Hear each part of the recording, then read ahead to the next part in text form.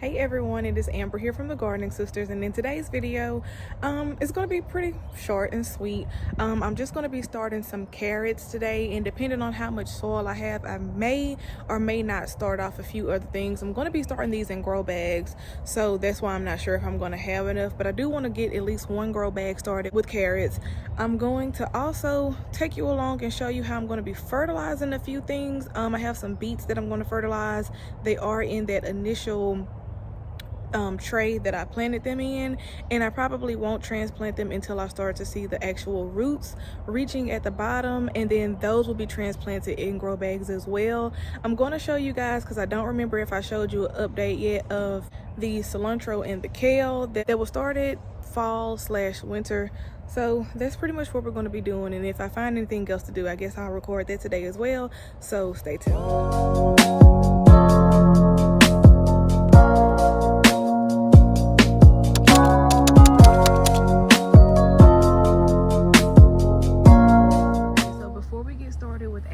Planting our carrots, here is some kale that I stuck on Brittany's side, and it looks absolutely beautiful. It's finally filled in because last year when it was planted, it just looked like it was going to be stunted, but this has made it through the snow, and here is the cilantro that made it through the snow as well. So a nice little bush of that, and every time the wind blows you can kind of catch a whiff of it, and I am just really proud of this. Brittany actually planted the cilantro, but the kale over here, I stuck it on this side. Now here is some carrots that Brittany started last time, kind of fall time, and they are actually looking pretty nice. She had some other stuff that started to pop up after she put this compost, because this compost really kind of gave her side a jolt, and that was just basically like old food scraps that had been sitting in our compost bin.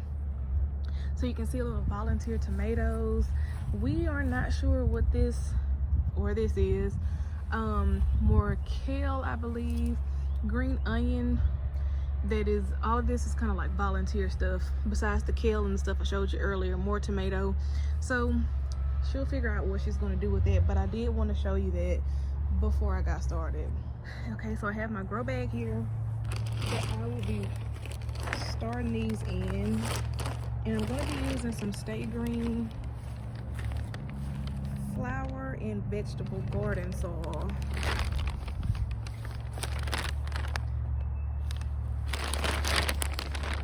And I have this on hand, so that's what I'm going to use. I may even mix it with some soil I already have, but I just had this left over from my zinnia video where I started potting up some of my zinnias. So, and this was only $7 for this big bag, and I typically like the Stay Green brand, so I don't think I'm gonna fill it all the way with that. I think I may do like a mix.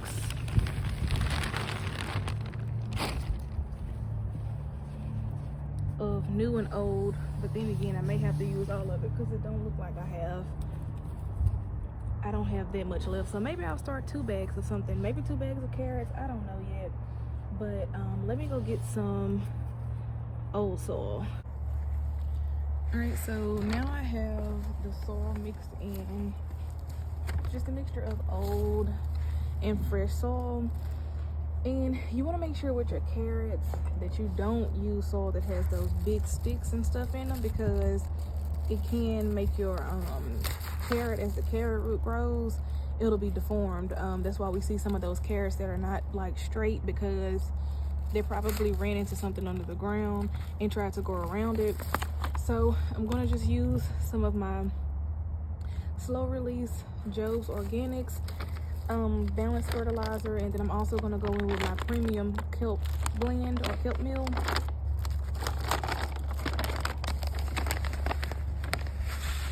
So I'm just going to work this into like the first few inches of soil.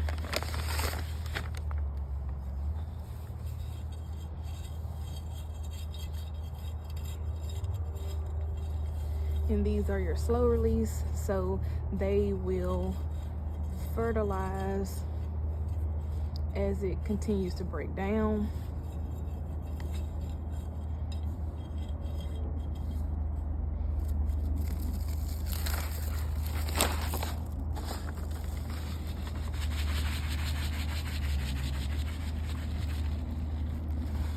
And my goal this year is to really learn how to successfully grow in grow bags, because I don't really want to take up all of our yard with just a bunch of different plots and stuff everywhere. I want to be able to have some mobility and move things around. So learning how to grow in grow bags will be a huge plus for me.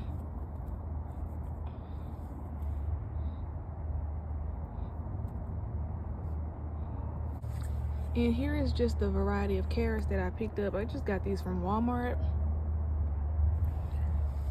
So I'm just gonna be sprinkling these in the grow bag. And Brittany did, I think she started some of these. She started carrots in grow bags last year. I don't know what variety she started. It's the same ones as the carrots I showed you in the actual garden bed. But I think they are still over there, but she hasn't done anything with them, so I'm going to sprinkle quite a few. In here is what your carrot seeds look like. So the key to these, to getting these to germinate, we're going to have to keep these pretty moist. And because I'm doing these in grow bags, I guess I could have done it like some people do them in rows. I may start a second bag of carrots and try that to see if it makes a difference and to see if I like it better that way. But you want to sow quite a few of these because of germination rates. And I'm trying to stay away from the edge of the bag. So I'm going to do a few of them like that, and I think, like I said, I'm going to start a second grow bag and do them in rows and see if I like that method better. I'll just take some of that fresh garden soil and lightly cover these seeds.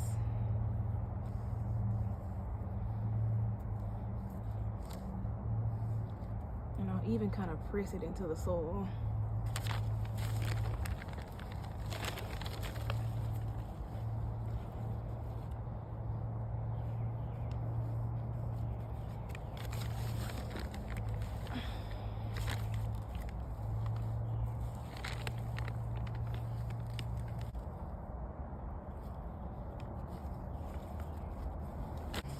And now I'm going to make sure I water these in nicely.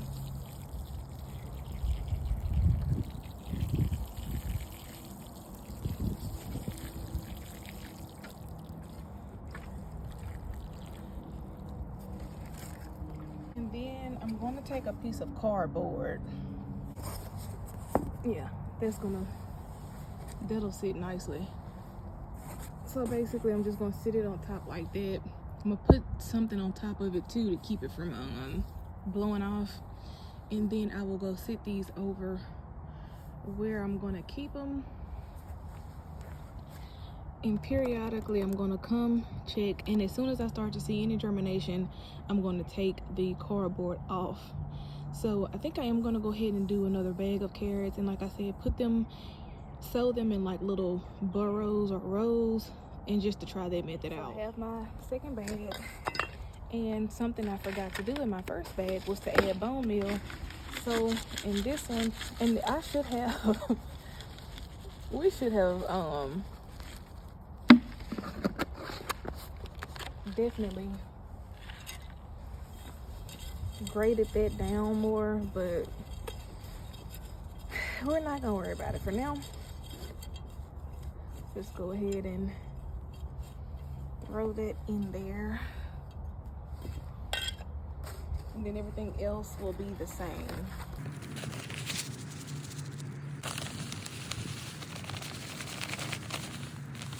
I think I may actually start some more beet seeds today too. My beets are doing pretty well. Those are the ones we're going to be fertilizing today. I think I'm also gonna potentially harvest some radishes today, because I am gonna just wait until it completely warms up before I start any more radishes. But I do have some that are bulbing. Some of them I'm gonna leave in longer just to see what happens. But some of them, after we got that hailstorm and it kind of knocked a lot of that soil away from them, they're like on top of it. I don't know if they're even going to do anything, so I may just go ahead and pull those.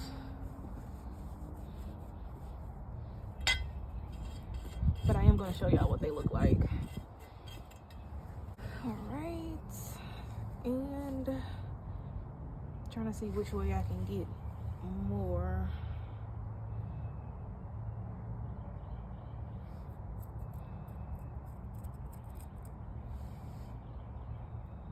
And again, I gotta be careful with this, because some of this old soil, I forget that they have these big chunks of sticks in them. But I think once I run out of this soil that I repurpose all the time, I'm definitely going to stick to making my own, like I did in my video where I was filling my new raised beds. Just gonna go with my finger and pronounce it and make these a little bit more pronounced so I can actually see them. And I am no professional with when it comes to planting carrot seeds, so I have no idea if the spacing is right, but we're just gonna go with it. And I'm going in these little burrows, and I know I'm gonna have to thin these out.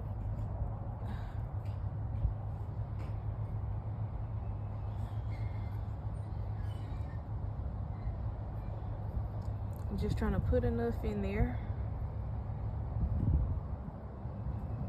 and then we'll just see how these turn out for us. Hopefully they do pretty well. I'm gonna put her comment, well, not her comment, I actually commented on her video, and I can't even think of her name right now, but I asked about how she fertilized her root crops, and I thought it was very helpful, so I did screenshot it for my records to keep. And I also wanted to share it with y'all, so that way if y'all are having questions about how to kind of go in and fertilize your root crops as well, I wanted to be able to share that information with you all.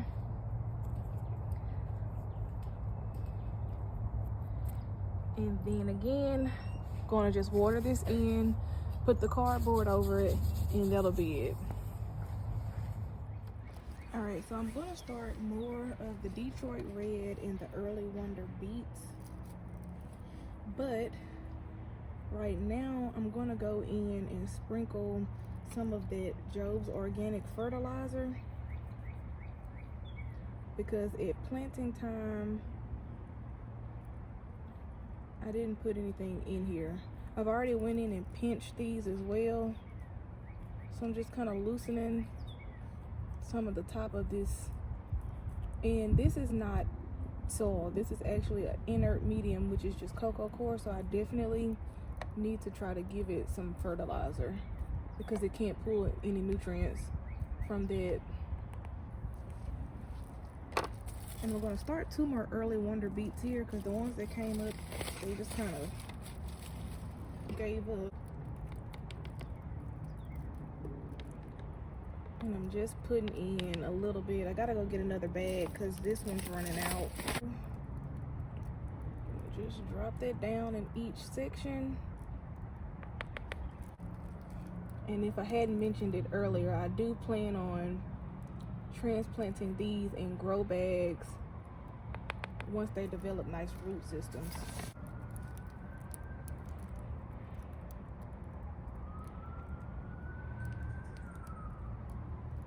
And I'll mix some in here too, since I'm gonna plant into that. And maybe, I think I'll just sprinkle in some of this kelp meal instead, since these are already have already gotten going.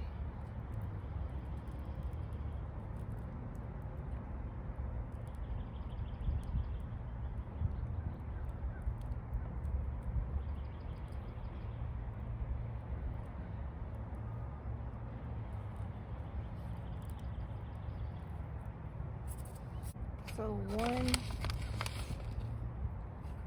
per spot.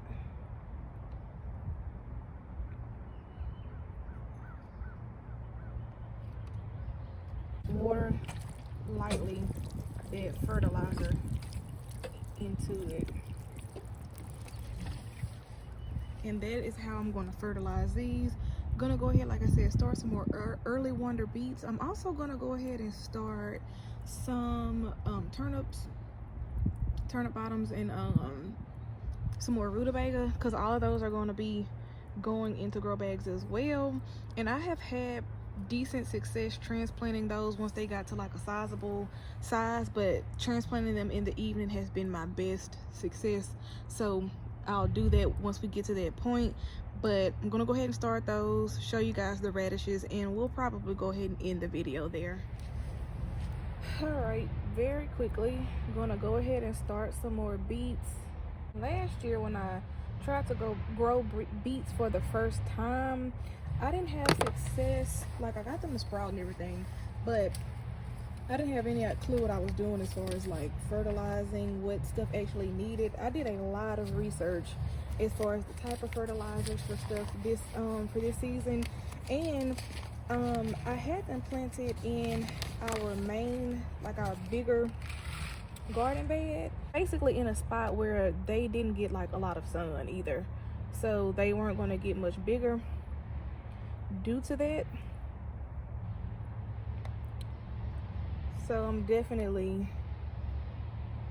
switching things up this year. One seed per hole, because one beet seed actually contains multiple plants, so it makes no sense to plant more than one in the hole.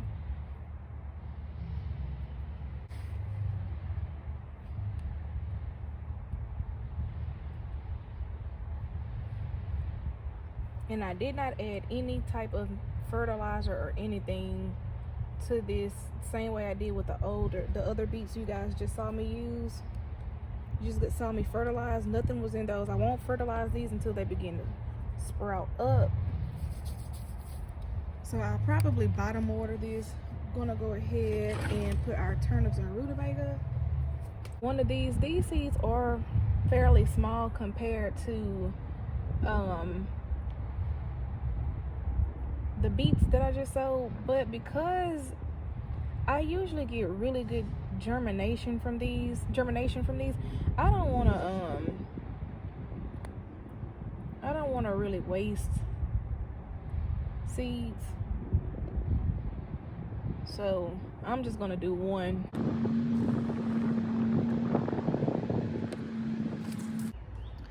Okay, so I've kind of been looking at some of my radishes. Some of them I think I'm gonna leave. If you guys are used to growing radishes, then let me know if some of these could have stayed in longer. So like this one is not up out of the soil like this one. So anything that's kind of like still within the soil and it's just kind of like pushing the soil backwards in order to grow wider, I'm gonna leave stuff like that. I know that these ones that are closer, they won't. I think radishes, they kind of tend to push each other to the side, but I think that the closer they are, the smaller the radish will be. So my ones that are above the soil like this, I may just like take a few out. I don't know. I pushed this one back in the soil. I don't know if that was going to help anything. So these are my purple plum radishes. I think I'll pull a few of those that look like that, but there are still a few of them that are actually underneath the soil. So I don't know if that's just how radishes grow, but I'm having a hard time wanting to pull these just in hopes that they will get bigger. But I'm gonna go ahead and pull this one too.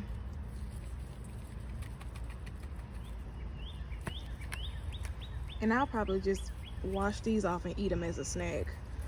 And then I'm gonna go ahead and pull this one. So that's 3 of them. I do feel like the more mature radishes are, they have like their foliage, they usually have more foliage as well. So these, again, I'm just gonna leave these under, or leave these in, because I don't think I have any more that I'm gonna pull. Everything else is actually starting to bulb, but I don't want to disturb the root too much, so I'm just gonna leave those. And you can see here my white globe one. These are my French breakfast, and they are doing really good. I checked on those the other day. And these are my icicle short tops. And my scarlet one actually looks pretty good too. You can even see it starting to peak there. So just let me know what y'all think. And this will be our little teeny tiny harvest for the day. Like I said, just gonna wash these off and eat them like this. So that is all we're gonna do today.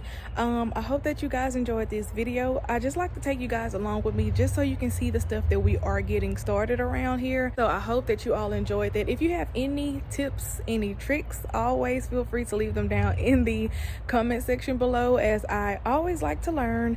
So that'll be it, and until next time, if you guys like this video, please do give us a big thumbs up. Don't forget to like, comment, and subscribe, and also turn on the notification bell so you'll know every time we post new content. And until next time, I will see you guys in the next video.